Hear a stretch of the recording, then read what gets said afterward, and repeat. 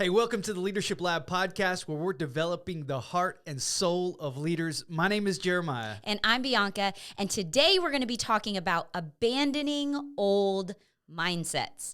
I think this is going to be a great episode because we're going to really look at some destructive mindsets that hold leaders back. I believe that we have a tendency to be married to old mindsets. Yes. And that's why we have a hard time breaking through and stepping up to that next level. That's true. So we're going to unpack this a little bit. One thing that our son really loves that is really popular nowadays is unboxing videos. He has these little things. I don't even know what they're called, but they're like miniatures of everything, like miniature mac and cheeses or miniature ketchup bottles. And it comes with like 4 of them inside, and he unboxes them and he peels it back, and he wants me to be his audience. And he talks like he's filming a video when he's unboxing these things. And he's so excited, and he looks at all the features, and he just spends so much time unboxing it. It's part of the experience. It seems like he's more excited about unboxing it than actually playing with the toys. But I realized something as leaders, we need to take time to unbox our mindsets.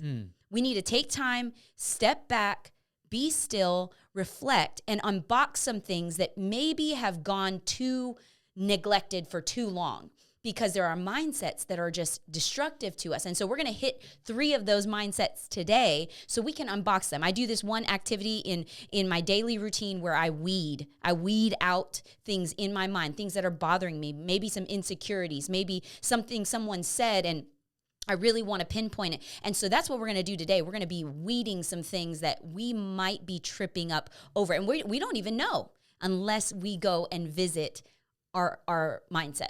The first mindset that we need to abandon is a scarcity mindset. Mm-hmm. We need to realize that we have been given so many gifts, so many relationships, and most of the time we're walking around wealthy because of the resources that God has blessed us with. And that's why God said to Moses, "What is in your hand?" And so sometimes a scarcity mindset says, "Oh, well, I don't have enough money. I don't have enough talent. I don't have enough staff. I don't have enough resources." And we really need to take time and look, who has God placed in the church? Because the gifts are in the house. That's right.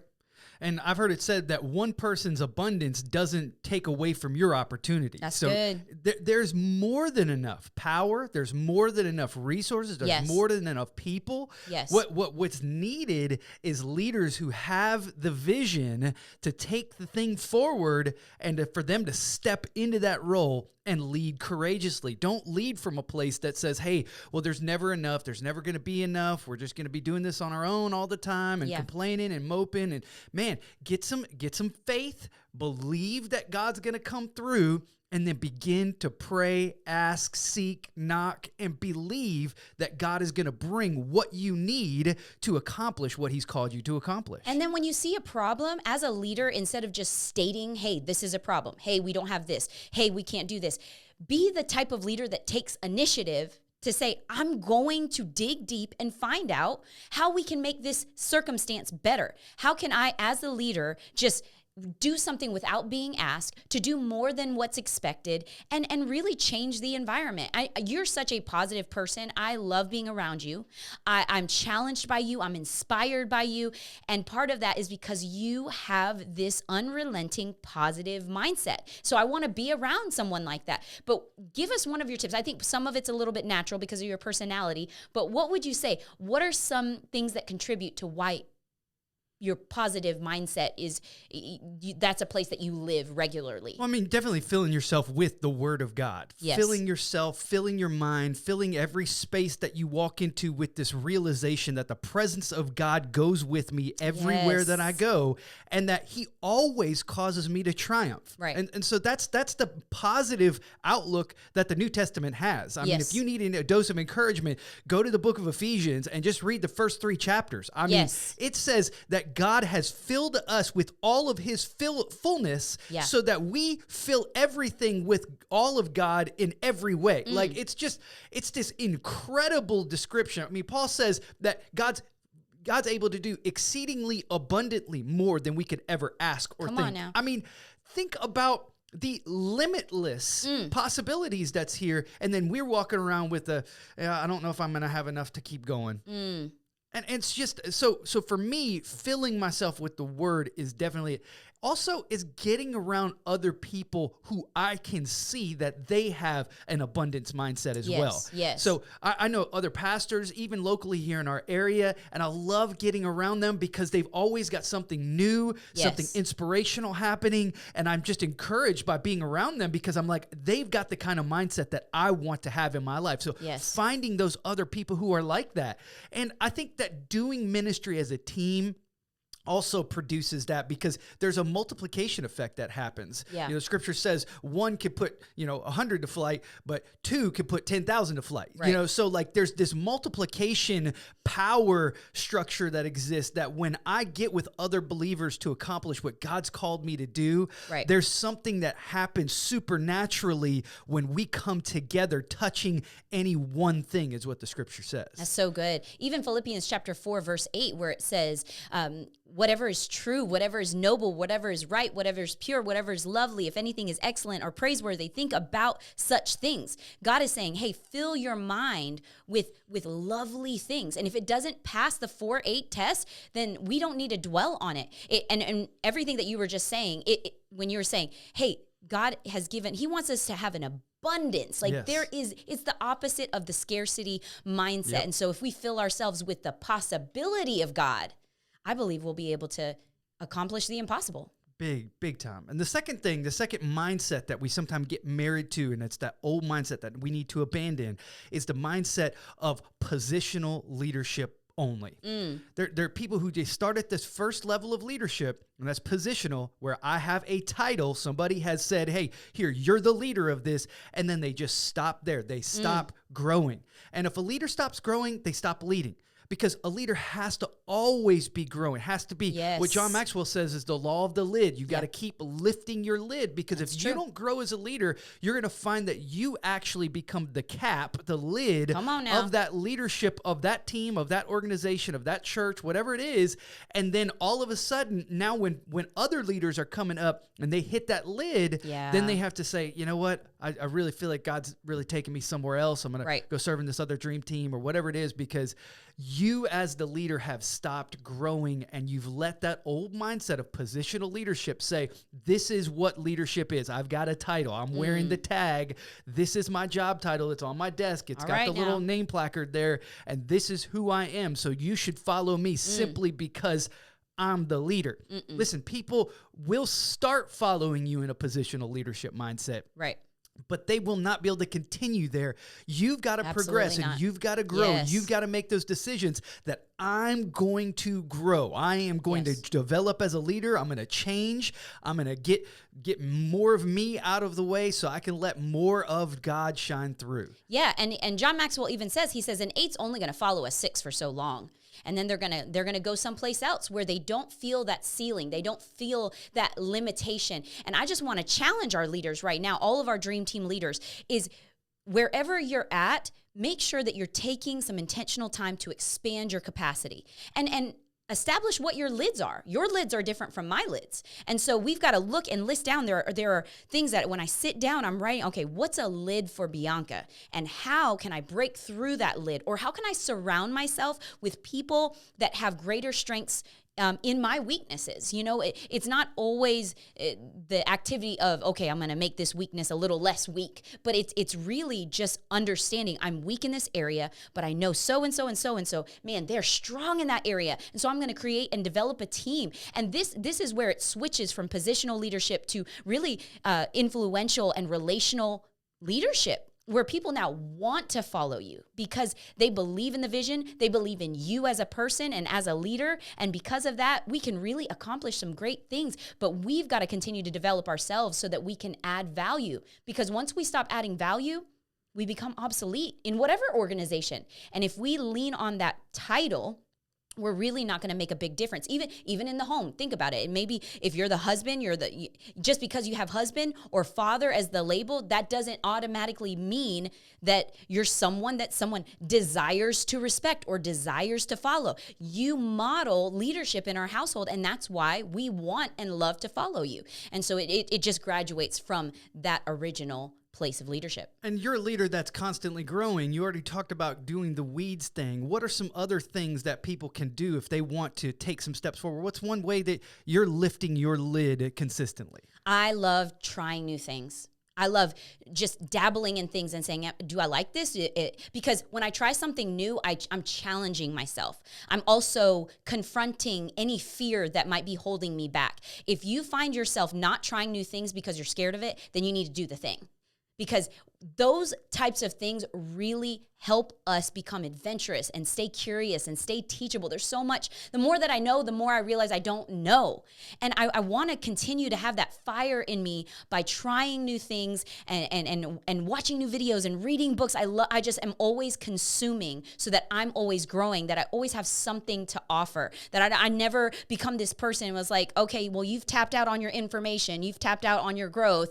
That's just kind of where you're going to be. No, I always want to be getting better, growing stronger, and so that I have enough to offer those around me. That's good. So if somebody's wanting to continue to take those steps of growth, one of the things that they could do is find a new source of information, whether it's this podcast, whether it's a book, whether it's some kind of training, something, seek that out. Even a mentor relationship. Find somebody who maybe is where you want to be. Correct. And say, hey, can you just share with me some of the ways that I could maybe take some steps to get to where you are? Yes. If you don't have people mentoring you right now, that is one of the biggest things that can propel you to the next place. And this person doesn't have to be the top at what they do. They just need to be a few steps ahead of you. You can have that natural relationship and organic relationship and learn from those people. I've established those people. There are areas, I took time to just write a list of everything I want to grow in and who could possibly mentor me. I want to be a better speaker. I want to be a better mother. I want to be a better wife. I want to be a better singer. I want to be a better writer. There's these things that I just want to get better at. And so I need someone that's ahead of me that's speaking into my life that can maybe draw some things out, maybe show me some blind spots that I might have, but that's huge. And another thing too, when I'm reading books, one of the ways that I choose the books that I'm going to read is I look at successful people and find out what they're reading. That's good. Tell me the books that changed your life. Those are the books that I'm going to be consuming because I know, hey, if it changed their life, it could most definitely change mine. And when you're approaching a mentor, how do you kind of enter into that? I mean, I like to come with an actual physical problem that I'm already facing and say, hey, can you give me your take on this right here? Yes. You know, I don't like to just come to people and just say, hey, would you mentor me? You're like, right.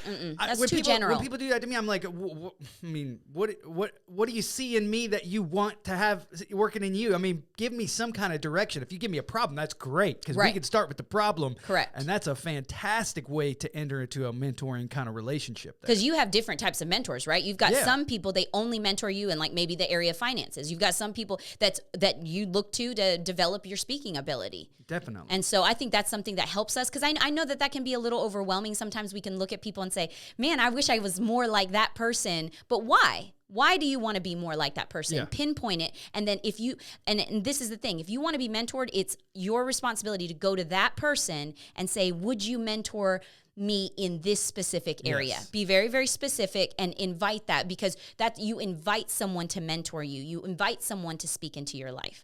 So we talked about those first two mindset. What's the next mindset? Okay, so the last mindset that we're going to tackle that we need to abandon, this old mindset, is the popularity mindset.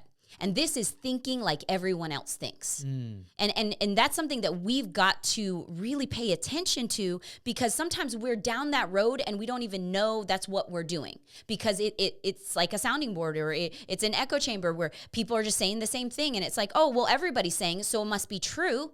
And as a leader, we can't fall for that. We've got to take a step back and have critical thinking. We've got to make sure that we have ideas, that we're an idea engine, because that's where the wealth is to any organization. When you stop having ideas, when you stop adding value, when you start just